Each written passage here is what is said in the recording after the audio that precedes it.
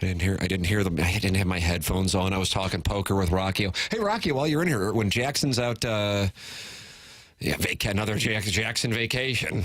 Getting sick of this. Vacationing in a couple weeks for 3 days in Las Vegas. Are you doing the show with me? I actually talked to Mike Ryder. I go. I don't know if you're trying to get somebody else hours, but if you want to, I'm completely okay with working with Tim for those days. Now, hold on a second. Did you notice that, Jackson? Well, I didn't want to be too much of a suck-up. I really want to work with those days, I'll be honest. That's what I needed to hear.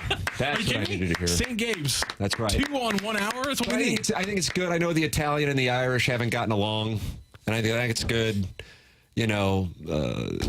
private school, public school, to have us work together. You know how you stop the Hatfields and McCoys? That's just two people make a change. Amen. I'm going to make a change. Man in the Mirror, Michael Jackson, 1988. Think about that, Jackson. Rock's a better laugh track than I am, I can tell you that much. So that's coming your way, what, in 2 weeks? 2 weeks you're in Las Vegas. Yeah, 2 weeks from today. Circa, baby. Fired up, yeah. It's going to be really, really You've fun. never been? I've never been to Las Vegas, Nevada. I think you're going to thoroughly enjoy it. I would love to be there to show you my wants. Shepherd me around.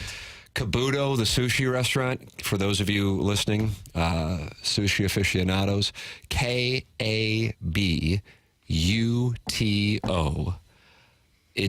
I don't even know how to describe it outside of it is by far the finest dining experience in Las Vegas with regards to sushi that I could, and that's what I would like to take you. See, here's my thing on sushi. Is because I'm not a fish guy. I got to be honest with the listeners. What's your deal? The smell of it really, not only is unappetizing, it's nauseating to me. Oh, wow. Yeah, I really, really dislike the smell of fish. Well, then I'm glad that I'm not going because I would have done this as like a little surprise for the boys. Yeah. And then I would have been taking you to something that you wouldn't have wanted. Yeah, I wish I did like fish because it really went like when you're on like a trip to near water. Usually fish restaurants are very popular, and I want to like it. There's a lot of health benefits to like eating tuna and salmon and stuff like that. It's just not for me. I really don't find it appetizing, and so I like with sushi like the rolls that are covered in rice and usually have like some sort of spicy mayo on there. Like that kind of covers up the fish taste, but I don't like it. Just why would force it? You're that's a prince. The thing You're a prince. I only would eat it if I'm not paying for it. So, like when I was going to pay for it. Well, yeah, and I appreciate that. Well, when we were in Jamaica in January, you roomed with Lisa Ann. I did indeed. It was an all-inclusive place, so like they just had sushi sitting out, and that was like a perfect time for me to try it because it's fresh, right by the ocean, and I'm not paying for it. So I felt like that was the best time to try it, and I did enjoy it. But like straight sashimi, where it's just raw fish and that's it, I don't know if that's going to be for me. Okay. All right. But I'm willing to try anything. I'm an adventurous guy. You're going to be out at that Circa. Yeah, Circa. That's downtown Vegas. That's right. Yeah, but still going to travel. Kabuto's off the Strip, about a mile or two west of the Strip. Right. Bees Knees. You can get in the YouTube chat. I am wearing all black today. I think I look naughty. I don't know. That hat is so great. You like this hat? Yeah, I love not only the hat, but the mesh back. I feel like the mesh back isn't used often enough. It's a Cardinal cap from the 2021 or 2 All-Star game. I think 1, maybe 2. I get asked about this hat a lot, actually. Like, where's this thing from? It's all black. That one, all the black blue, everything. The blue Cardinal hat you have, I'm a really big fan of. And they're arguing already in the YouTube chat. Ooh, they're arguing already in the YouTube chat. I hate to hear it. It's not about Kansas State today. Let's see. Tiny Peepee's in there. I just checked out that Circa Hotel in Vegas. It looks freaking fire. And then Patrick's in there. Do you know Patrick? Patrick. Correct. I don't. Trying to think of like my favorite Patrick off the top of my head. Patrick Warburton. He played Putty in Seinfeld and also as Joe in Family Guy. So I like Patrick Warburton. All right. Now there it is, Jackson's favorite. And he says, I'm just excited to see an hour-long sports radio show that doesn't talk sports for most of the show, obviously doesn't prepare, and complains about having to talk sports this time of year. I don't recall complaining about having to talk sports. No. I just kind of do a show. And, what I always say is this, Jackson. Watch this. Write it down if you have the time. Yeah, I see you're grabbing the Pictionary pen. Some people like some things. Mm-hmm. Some people like other things. That's right. And as Gabe DeArmond put it, some people don't like anything at all.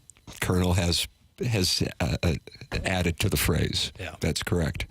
My style, if it's not for you, you know what I say? That's fine. You know what this is? This is America. Yeah. And I am pro-liberty. I'm also anti-kink shaming. Yes. I could break down the Cardinals game last night, but to be transparent with our audience on YouTube, I would rather one by one pluck my pubic hairs right there. Here, I'm doing it right now. Yeah. You see it? Yeah.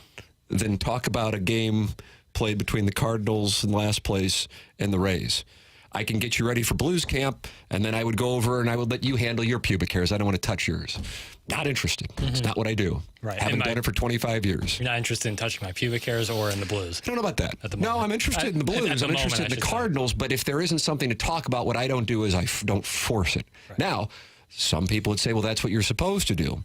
And I would say my obligation is to drive return on investment for the audience and the advertisers. That's my job. But maybe I'm wrong. I've only been doing it for 25 years. Maybe I'm off the mark on the whole thing. Patrick thinks I am. I'm a Patrick guy. And you know why? Because I'm pro-liberty. Yes. Anti-kink shaming, pro-liberty. I'm really pro the following. The Angry Beaver, Lil Piddles Half and Half. And that's what we have today. And wow. I got a little taste. Of what you have in store for us today, and it's a delight. But before you start going, because I see you're ready to go, I see you're chomping at the bit. I just always like to be ready. We're giving away tickets today. We are, Tim. 101 ESPN has your chance to win a 4-pack of tickets to the next Tuesday night's Budweiser Bash for the Cardinals versus the A's. Next week's Bud Bash game features a limited edition Gary Gaetti bobblehead. Text in now at 314-399-9646 to win Budweiser Bash tickets for the Cardinals versus the A's. Get all the details on this season's series of Budweiser Bash Cardinals games now at cardinals.com/promotions. And I also want to tell a little anecdote. Ooh, I like an anecdote. Well, you were there. Oh, okay. It was yesterday. Do you know where I'm going with this anecdote? I can't imagine it's going to be. You think I'm going to talk about how far you hit a golf ball with a 7-iron, and I'm not going to do that. Okay. Because I would ask you what club you're hitting, and then you would say, I don't want to say. Yeah. I wouldn't put it. I'm not so gruff. But we played in the Ascension Charity Pro-Am Classic yesterday. Yep. Randy Carricker. Absolutely. Doug Vaughn Yes. and Jackson and me. So you had one person from HD1 and 3 people from HD2. And when you put a foursome together, it's always like nice to balance the HD2 and the HD1. Right. You don't want too much star power. Right. So I don't think I'd ever played golf with Randy Carricker. I know I haven't. And so that was great to spend an afternoon with Randy, and it was a hell of an event. The Wizard was there. Watch this. On a home run by the Wizard. Very dangerous 5 is what my sources are telling me. I can imagine. Dangerous 5. Isaac Bruce was there. Torrey Holt was there. We played with an aspiring tour player by the name of Randy. When I saw Randy coming in, by the name of Aaron Grimes. I didn't know there were people out there who were smaller than me if they didn't at least appear in the Lollipop Guild. But there are, and Aaron's one of them, and he hits the ball about 305 yards. That was the math. He was unbelievable. And he's playing from about 20 yards back of us on par 5. I thought I connected pretty well.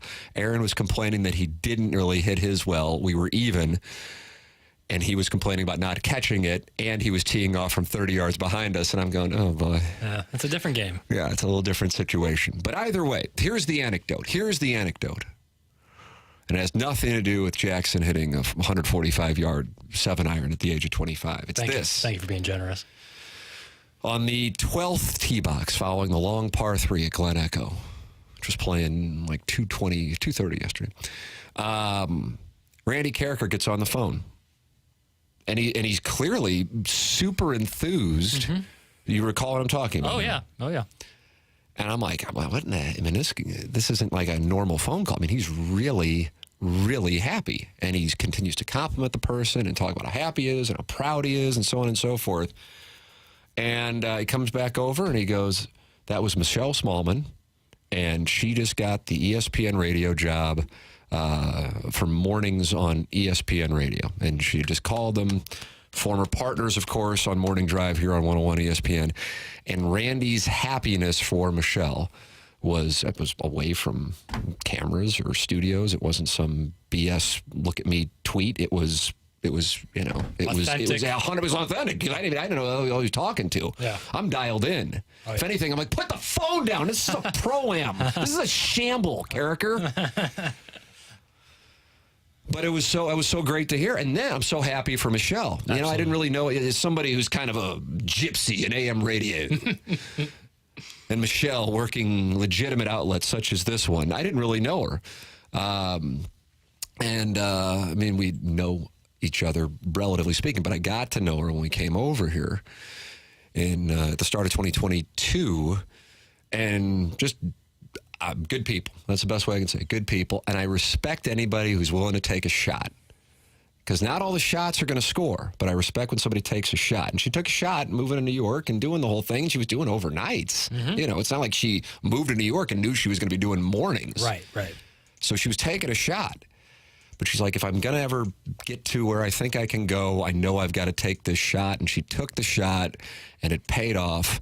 So I'm super happy for her. And I was texting with her after Randy was on the phone with her. But I thought it was such a genuine, organic, it just kind of shows the guy Randy is and the rapport they have, and that Michelle reached out to him right when it got public to let him know, because I'm sure Michelle views Randy as somebody who played a role in her getting to what she now has. And I just thought that was a nice little behind the scenes as to two people who I think very highly of. One who's been doing it in St. Louis, and Randy, since the 1980s, and Michelle, who's super talented and now has this national opportunity on ESPN. Two people, if you're a longtime 101 ESPN listener, you've heard for a number of years, and how that played out, and how Randy was just so proud and happy for her, and how genuine it was. So there's my anecdote. Now I'll go back to making fun of how far you hit the ball. But it's fixable in the simulator in a half hour. You'll be compressing the ball, and everything's going to be fine. You know what you are? You're a prince of a boy. Thank you. I am a little prince of a boy. And yeah, it's so cool for Michelle. Like, she's incredible. She's unbelievably talented, and like also such a pleasant person and a great person to work with. Like, every time I would see her in the hallways, just couldn't be nicer. Super awesome. So for someone like that who works their ass off and she took the shot. Who took the shot to get the payoff like that is incredible. Yeah, even if it didn't get the payoff, I was like, I respect the fact that you took the shot. So she comes back here, and I'll see her, and we'll BS about it and talk about New York and where she's living in the city, and you know, she'll go back and forth on, you know, it's like she knew that this was going to work out. But even if it didn't work out, I'd be like, no matter what, I have respect for taking the shot. Yeah. It's a St. Louis comfortable situation, you know, for people from St. Louis. Most of the people who live here lived in St. Louis. Go to New York, you already got a good situation, and you take the shot. I respect taking a shot, but then it pays off, and now she gets this job, and then to see Randy's happiness for it, it was a great thing to see. So tip of the cap to Michelle, and for Randy just being a first-class guy. All right, we'll have the Lil Piddles Half and Half presented by Angry Beaver coming up. Next, you are listening to Balloon Party on 101 ESPN.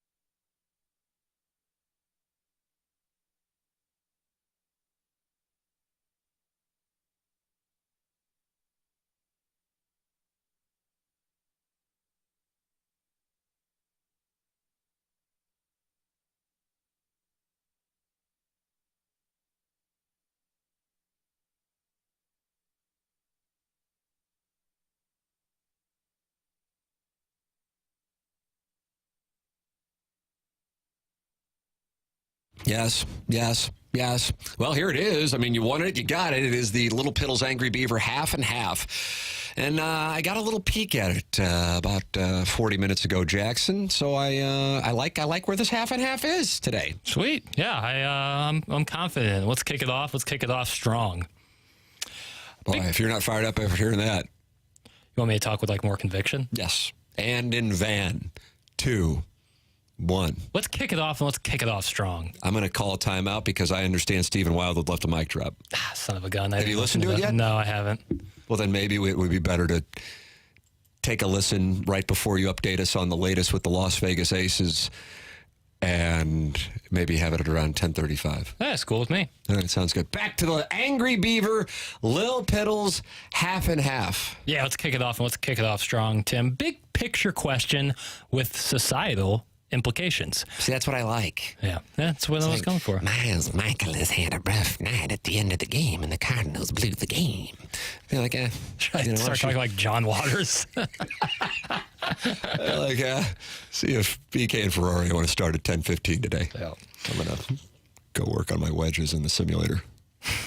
Do you think seasons like these, meaning 2022, 2023, for the Blues and Cardinals are more detrimental to their money and fan engagement than ever before, as people, especially younger people, have shorter attention spans and the pool of things to watch and engage in grows bigger and bigger? Are the issues around regional sports networks proof in the pudding that outside of sustained success, the market is not there for non-competitive sports teams? There's so much meat on the bone.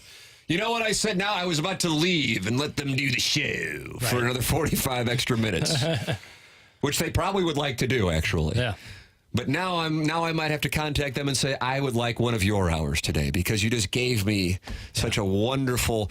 So I'm going to take the second question first. I don't think what's going on with the regional sports networks is reflective of too much content, so to speak. I think it would be like going, does AT&T have a bad business model because people aren't on landlines anymore? It's simply evolution of technology and younger people with buying power adapting while older people either don't adapt or just the circle of life, Lion King, people pass on. So with that said, I don't think that that's a reflection. It's just cord cutting. And the model for these regional sports networks was based on something that really wasn't outdated just a few years ago, but quickly became outdated. I suppose my summary on that would be technology and what are called advancements. Sometimes I would say they're not. Social media would be an example of things that I think is more of a negative than a positive, but it certainly has some positives. Things are moving way quicker when it comes to technology. I don't feel like most people in the country, if you would have said AI, would have known what you were talking about 2 years ago. I feel like the AI element of mainstream lexicon has really been over the last year, and perhaps less than a year, about 10 months. Point being, it's all happening, and it's happening very quickly. So I don't fault the Cardinals. I don't even fault Sinclair, which I don't think is a great company at all. And that dates back to my television experiences and how we were all warned coming out of journalism school to not work for Sinclair companies. And here they are 25 years later, still. It's the business model that's changed. So tying it into your question regarding the potential damage to the Cardinals and the Blues in this season, I actually would say, from what you're asking, which is a big picture thing, I think the pandemic was something that was eye-opening for people, taking the pandemic element out of it, but to sports and specifically the Cardinals. And I don't know why I don't feel like it was as impactful for the NHL, but perhaps because baseball's a night by night thing, and you just kind of inherit it, especially if you live in St. Louis and grew up here from your parents and your grandparents, that's what you do. On summer nights, you just turn on the Cardinal game. And then people, I think not everybody, but a large number of people found, I don't really miss it. And it's kind of nice to not be sitting inside just watching baseball every night. I don't miss it as much as I thought. So I don't think that the Cardinals having this kind of season is detrimental to the long-term trajectory of this organization. I think a repeat of something similar would be, and from my standpoint, and this is something I touched on a little bit on TMA, but we had a big St. Charles Bowling Hall of Fame announcement that took up about 40% of the show, so we didn't get to this as much. So I'll take the opportunity here. I believe that if we were in any other market in the United States of America who has a Major League Baseball team, someone would have lost their job by now. And the fact that maybe there will be like a bench coach or some kind of coach who, is offered up to the gods at the end of the regular season. We're not even talking about it as a possibility, which takes me back to around this time last year when Juan Soto was out there. It's like, well, the Cardinals can't do that. The Cardinals have this wonderful setup, and I'm not blaming anyone in particular, so I guess this is like bait, that somehow an organization with the kind of support this one has is held to an incredibly low standard of expectation. Well, the Cardinals can't get Juan Soto. Why? Well, the Blues can get Matthew Tkachuk. Why? Salary cap, and Tom Stillman isn't as flush as Bill DeWitt. I don't understand it. And then you have a year like this. No team in baseball has as the delta that the Cardinals have. Because you go, well, what about the Padres and the Mets? But the Padres and the Mets had to deal with the Dodgers and also the Braves and the Phillies when you talk about NL East. Had this butt-ass division that is still a butt-ass division. We're expected to win it and be fumble-effing around in the cellar like, well, maybe we can get to the Pirates. And then it's just like, well, Ali Marmol will be back, John Mozeliak will be back, Mike Gersh will be back, and these guys who got him here are going to be the guys who are going to fix it. And it's just kind of accepted. That, to me, is a much bigger conversation than regional sports networks and wanting to watch Netflix. It confuses the hell out of me, but... And I'm not saying, the media in this town's soft and everybody. I don't know what people say because I don't really pay attention, honestly, what other people say. Maybe, but I don't feel like there is an expectation around St. Louis in general for the Cardinals to live up to what the Cardinals could and should be. And the Cardinals have realistically been, minus 2019 and 2022, since 2015, an average franchise. You got this manual stimulation session talking about 2020, which I felt like was the NHL playoffs, or everybody was going to the playoffs, and I don't even know. They played the Padres, whatever the hell happened there. Fine. Then you got a one-game playoff in 2021. But 2016, 17, and 18 were bad. Yep. There wasn't much movement, aggression-wise. That's what frustrates me. It's like, it's just fine. And maybe we'll get in. Well, see, we went into the playoffs in 19, 20, 21, and 22. Yeah, but that's like Missouri saying we go to bowls. It's just a different standard than when you won the NL East in 82, 85, and 87. But we're still using that standard to talk about success, and the two are not apples to apples anymore. So that, to me, is the part that I look at and concerns me. So I say, okay, you want to leave everybody in place because of the equity they have from the past number of years. I understand it. But there better be some material changes this offseason. I do not want to hear about dry powder for the trade deadline in July of 2024. It is now or never. You didn't part ways with Nolan Arenado and Paul Goldschmidt. Maybe you didn't have a choice. Maybe they wouldn't let you. Fine.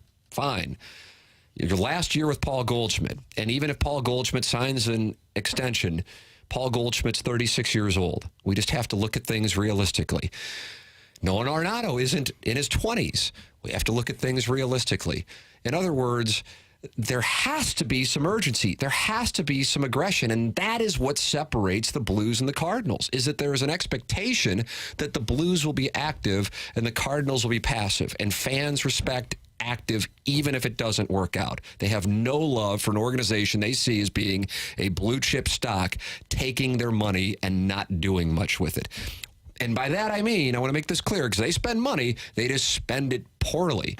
And when fans don't see accountability, it pisses them off. Jackson, you got me started again. That's why I could do 4 hours today. Listen, I just put the ball on the tee. You drive at 300. Yeah, I just, for the life of me, I don't understand it. I mean, what other market? I mean, even Miami, where nobody gives a damn. Right. I would think even Pittsburgh, even though I'm sure they're talking about the Steelers. It's just like, yeah, they'll all be back. They're expected to win the division, and they're at the bottom of it. And it's not like it's been this disaster with injuries, you know? I mean, don't get me wrong. Players have missed time, but it's not like it was Arenado and Goldschmidt missing time. Yeah. I mean, you signed a catcher who nobody else was willing to even come close to paying for and giving him that term of deal, and then you yanked him from the position. Somebody effed up. I'm really back. I mean, what a great deal. Listen, I'm jealous. Maybe that's why I'm fired up. I'd like to have that kind of deal. Don't produce results. Just get to hang around. It's a nice little deal. It's like a club. All right, we got a break. We'll have Stephen Wildwood's mic. I basically just did a mic drop. Stephen Wildwood's mic drop is coming up, and 5 more questions from the Angry Beaver, Lil Piddles Half and Half here on Balloon Party, driven by McKernan, St. Louis Acura and Alton Toyota.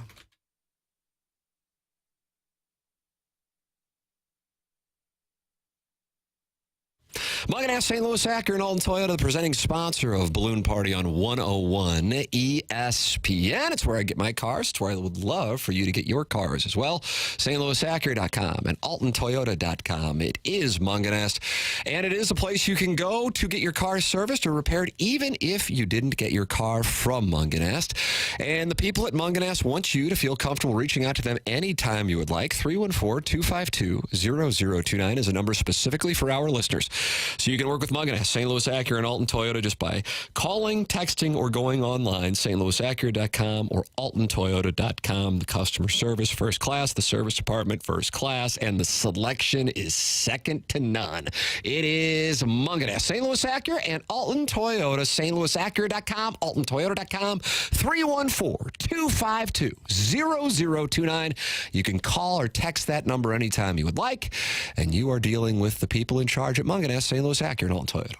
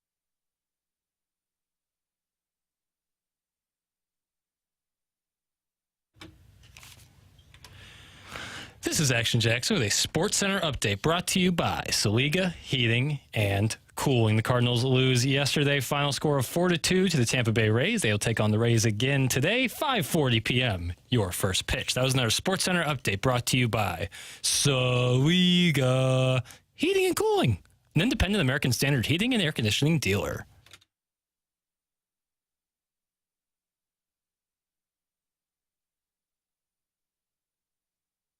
Welcome back, Balloon Party, 101 ESPN. This is presented by, I was going to say presentation, and it didn't work, and then it didn't work.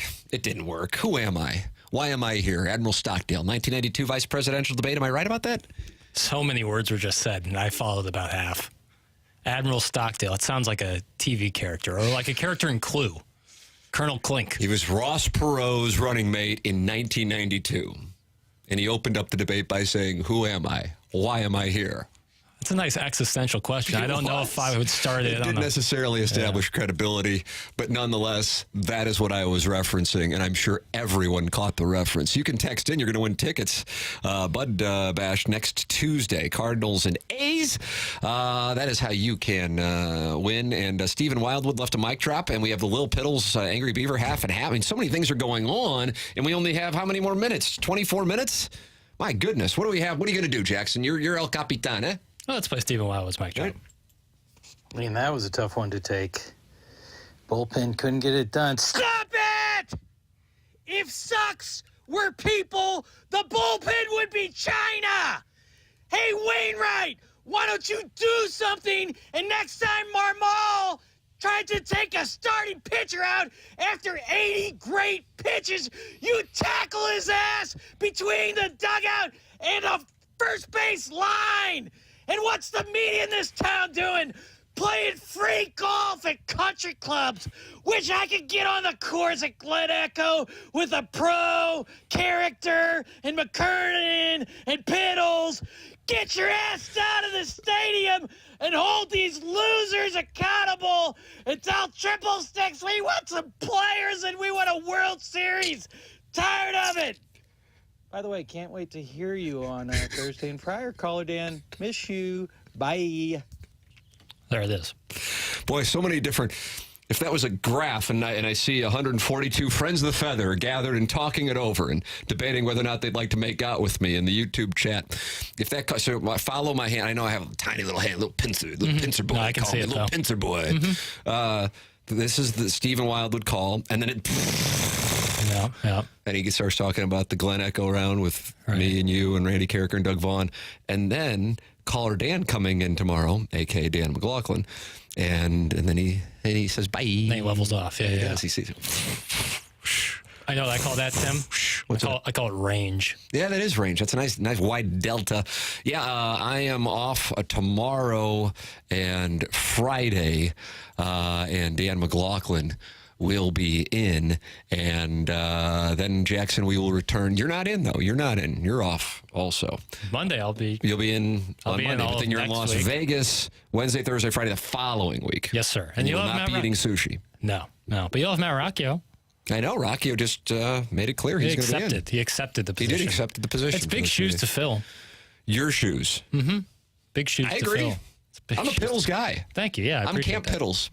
Aren't we all? Amen. Piddles Patrol. All right, what do we have on this Angry Beaver half and half? I loved question one. It got me going. I didn't expect to get going today. Yeah. Well, let's keep going into sports business world. Boy, you're just. It's bailiwick day at the ballpark. It is. These are my things. That was kind of like I put that on my mirror this morning. I said bailiwick day at the ballpark. Yep. Barstool is back in the hands of Dave Portnoy with a crazy deal with Penn Gaming, in which he sold his company to the betting giant for $500 million, and they gave it back for essentially nothing. What did you make of this transaction? How do you feel about Dave buying back his product and having full creative control? Do you think non-legacy sports media companies are destined to avoid corporate partnership in order to keep the magic? Let me take the second one first. This was all about the gambling license and the scrutiny Barstool's content was getting because of the fact that they were in business with Penn Gaming, which is now in business with ESPN. And I would have to tell you, all due respect, because, listen, your business sophistication just by being born in Ladue is so much greater than what I can possibly understand as a busboy at Pietro's, who also washed dishes at Pietro's, and then grew up That thumb. and then grew up working in bag rooms at golf courses, just dreaming of a day when I could get out there with Randy Carricker and Doug Vaughn, who I would listen to and watch respectively. So I recognize I'm just a proletariat sitting with a guy who's on, 12 boards right now at the age 25. Well, that's a slow month, yeah. And went to Horton Watkins. But I feel like an important detail that was left out, and again, busboy, Pietro's, Can't forget. 1,000 points of light, is that Penn Gaming gets 50% of the sale should Barstool sell to any other entity going forward. So they didn't necessarily just give it up. Right. That's a material part of the deal that counts. Sure. Now, Dave Portnoy said yesterday he is never selling again, and he will hold on to the company until he dies. Right. So, therefore, that 50%, that's probably the reason why. So I think they made a concerted effort to issue polite statements like, hey, we're going to do this. We know what you do. Mm-hmm. We're not going to have the thing go on where you crap on us and you do the whole thing. So we're going to issue nice statements. That I would wager heavily that was in the, I don't know, hundreds of pages of documents for the papers that everybody signed yesterday. And Portnoy now has 100% of Barstool. Yes. So what I think Barstool fans have been saying as of late is I'm aware of some of the shows. Some of the shows entertain the hell out of me, as a matter of fact. But it's not like I'm a stoolie, as the hardcore fans are called. The complaints were that it has become too corporate, not because they're trying to appeal to the olds, but because they had to watch what they were saying because of complaints that would go to gaming commissions because of the Penn gaming license. And so they had to pull it back. So theoretically, everybody wins. Now, ESPN getting into the gambling business is the thing that I think is the biggest story. Yes, I realize for like our TMA audience, they're probably more interested in the Barstool element. But with regards to the ESPN gambling, I mean, here's Bob Iger, famously with all these layoffs last month. They are doing whatever they can to try to, I don't want to say maintain relevance, because I feel like ESPN is relative to what it was 5 years ago. I feel like it's doing that. Oh, yeah. It's certainly 10 years and 20 years and 30 years. It is the trajectory has been that. I mean, I get up at 4:30 or 5 every day, as do you, to do TMA, and I'll turn on SportsCenter, and I have no idea who these people are who are anchoring. Right. I know they're not making a lot of money. I'm sure the public thinks they are, but there's not a way, especially when you're living in wherever they have to live. I mean, they're Connecticut, they might be commuting in from a different state. Either way, cost of living in New York, so you basically chop that up by half to have that adjustment. And it's just such a brutal product. It's painful. And I wonder, certainly I have an interest in gambling. Part of my interest in gambling, though, is not necessarily, I got to go place a bet. I like to see where markets are and how the numbers indicate something's going to play out. So, for example, what I had talked about up until a couple weeks ago, the Cardinals being plus 800 to win the Central, that was not necessarily about, I got to go throw money on it so much as, man, the Cardinals, for as bad as we feel about them, they still have a 1-in-8 shot, according to the markets, of winning the National League Central. How weather impact, there's math that's involved in this, not just going, oh, God, let me tap a vein and fire an over on a Maction game, Right. But what my observation is when it comes to the sports gambling thing is at some point there's going to be a saturation. I think Bally's got into the game with these RSNs, which has obviously turned into a well-known dumpster fire. Right. Because if you recall, and I don't know, maybe you didn't, I don't think you were on the show at the time, but the whole talking point about Bally's integrating with Cardinal Broadcast, the Cardinal Broadcasts were going to have all these graphics with opportunities for people to bet. That never came to fruition. I think that is probably one of the things that when Bally's built out a prospectus for why they should make this acquisition of all these RSNs, that they had a large line item for gambling revenue, and that wound up being a zero. Hence the situation that they are in right now. That is a theory. I don't know that. So with that said, ESPN is, I think, grasping. And so I understand it, because when you are struggling, you got to try to figure out a way. I just don't know if it's going to work. I mean, I don't know if you're not a YouTube TV guy, right? No. So I'm a YouTube TV subscriber along with Spectrum, because I manage my money poorly and have these two things. But I get Spectrum so I can watch the Cardinals and the Blues. And I don't know how many damn shows are on now where you scroll through and it's somebody talking about gambling who, and I'm not saying this to mock them, but the guys who really know aren't doing shows. Right. I have a friend, I almost used the S word, BSing you, because I know you know who he is. I do. And he's become a millionaire from Daily Fantasy. And he said, I watched, he goes, I never listen to those podcasts because these guys don't know what they're doing, and they all just kind of think the same way. He goes, but on the golf telecast, they'll talk about the math. And he goes, they're off. They don't know what they're talking about. He goes, but at the same time, those of us who know what's going on, we don't want to correct them because it's beneficial to us for the majority of the money to be dumb money. Right. And so these shows are not done by the educated people. In other words, like if you're watching CNBC, for example, for market advice, and some people are just stimulated by playing the market. I'm talking about the stock market. Is the wizard who actually, quote unquote, knows the game and is long term going to be super profitable, going to go, oh, yeah, I'll go take, whatever, $1 million a year to scream at the TV camera like Jim Cramer, and do mad money? No, he's going to make a hell of a lot more than $1 million a year and keep his information internal. He's going to Gordon Gekko, Bud Fox this MFR, and that's the deal. So it's like we're going to do gambling shows. Okay, well, there's more to it than just like giving out spreads and going, yeah, I think Colin Morikawa is going to be hungry this week because he makes the Ryder Cup. That's not the way the world works. It's a cute narrative, but it's a bunch of BS. So my point being on this observation is I understand the gambling thing. I just think that at some point there's a saturation of the content, especially if it's not necessarily providing winners and it's a bunch of touts. Right. And that's what I think it's become. All right, we'll take a break. Final segment of Balloon Party coming your way. Plus, we're giving away the Cardinal Bud Bash tickets. That's next. This is Balloon Party on 101 ESPN.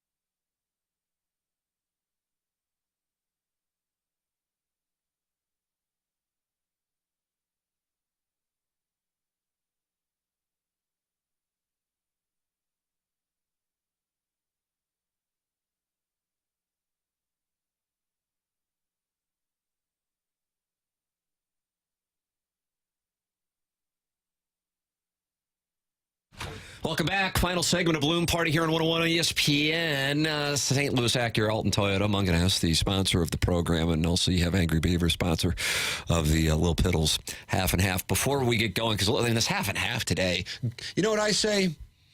Gold star for Jackson. Yes. Gold star for Jackson. What a half and half. But we have Bud Bash tickets to the Cardinals and the A's. Next Tuesday, we're giving away. This is Jackson's show, so Jackson gets to decide who wins the best text and the Bud Bash tickets. Let's go. All right, so here's our winner. I don't want tickets.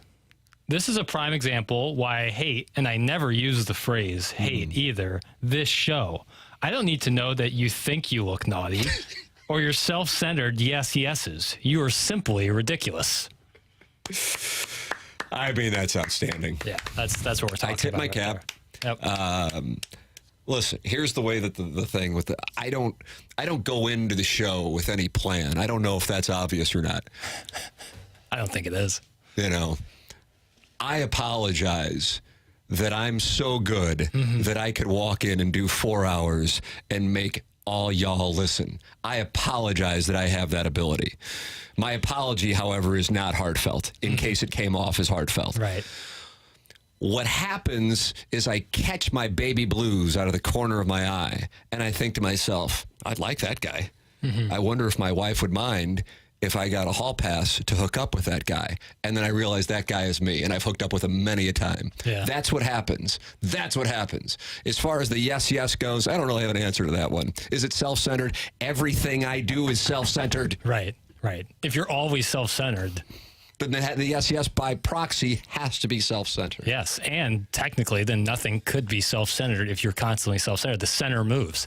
Now I feel like I just ate mushrooms. Now I'm know. with Tony Soprano at the Grand Canyon and Eating peyote. half and half. So that guy got tickets, but he doesn't want the tickets. Too damn bad. Fun fact about Tony Soprano eating peyote.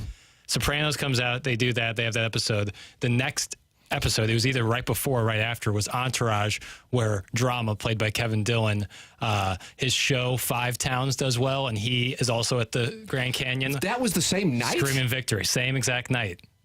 And Wow. 06. Yeah. I got to tell you, some of your cinephile stuff, even though this is television, oftentimes strikes me a little asinine. I don't think you're doing it to peacock like you're better than people. I think you already do that on your own.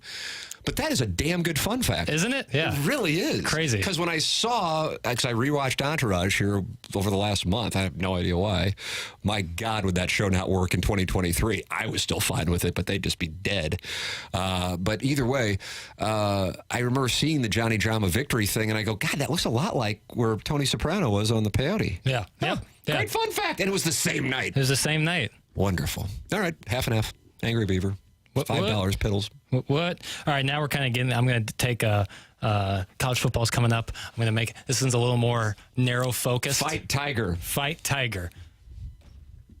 If Eli Drinkwitz lands, Williams, Wanry.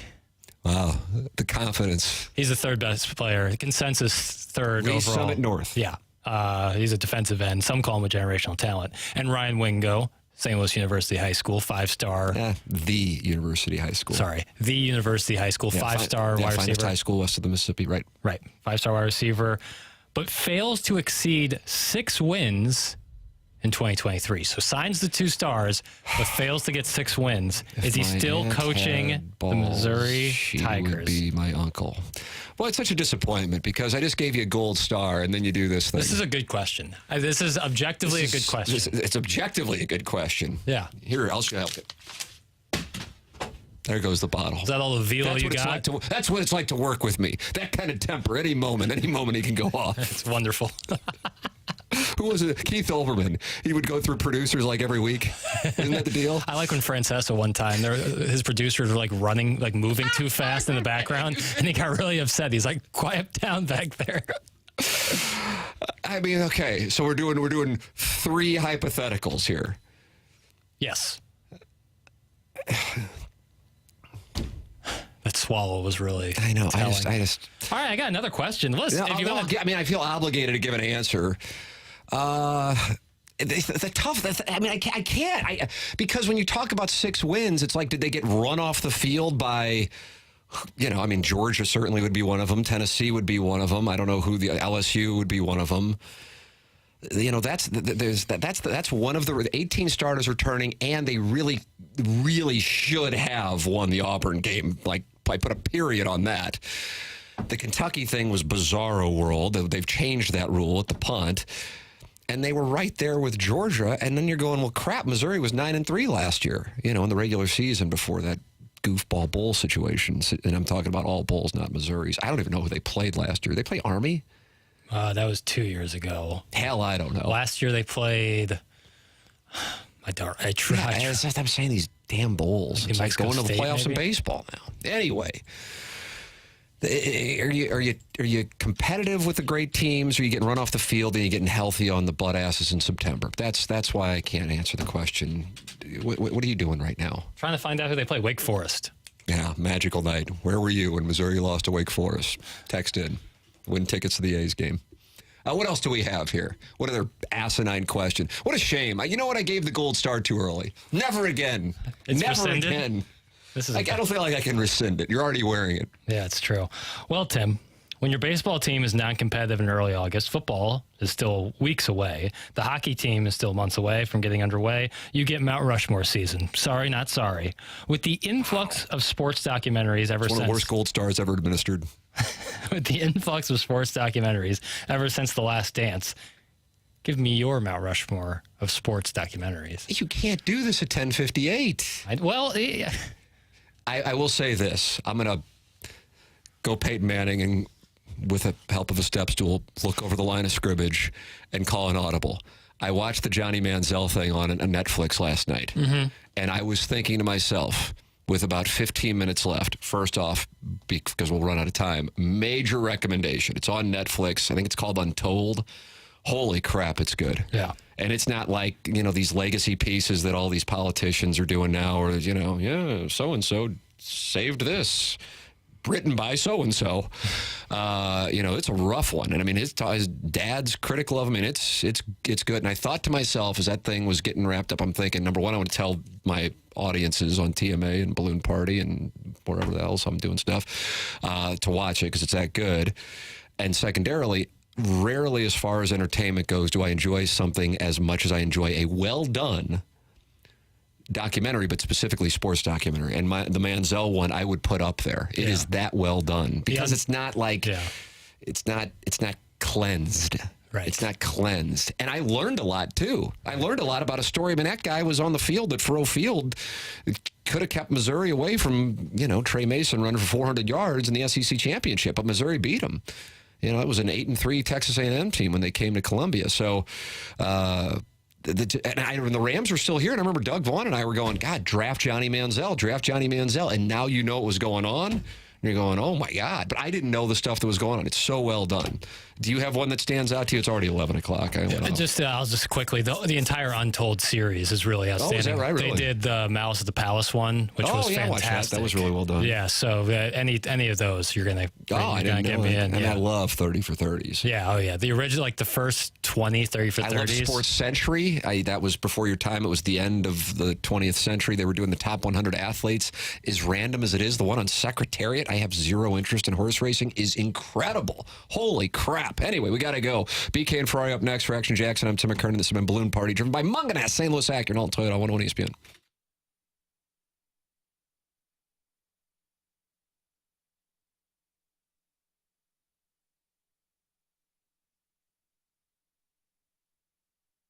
Hey everybody, this is Action Jackson here to talk to you about Circa Sportsbook. They got 2 major contests. If you're heading out to Las Vegas, I highly recommend going and playing one of their 2 major contests with $14 million in guaranteed prizes. There's also no rake. So if the entries go above that guarantee, all extra money goes to the prize pool. First up, Circa Million, $6 million in guaranteed prizes. $1,000 per entry, max of 5 entries per person. You must register at Circa Sportsbook in Nevada in person. You pick 5 teams against the spread every week. Winner takes home $1 million. There are quarterly and season-long prizes to go along with that. Also, the Circa Survivor Pool with $8 million guaranteed to the winner or winners. $1,000 per entry, max of 10 entries per person. Pick one team straight up every week to win. If the team loses or ties, the entry is eliminated. You can only pick each team once in the season. Go 20-0 or be the last person standing to win. That's all available over at Circa Sportsbook in Las Vegas, Henderson, or Sparks in Reno. Sign up, $14 million in guaranteed prizes.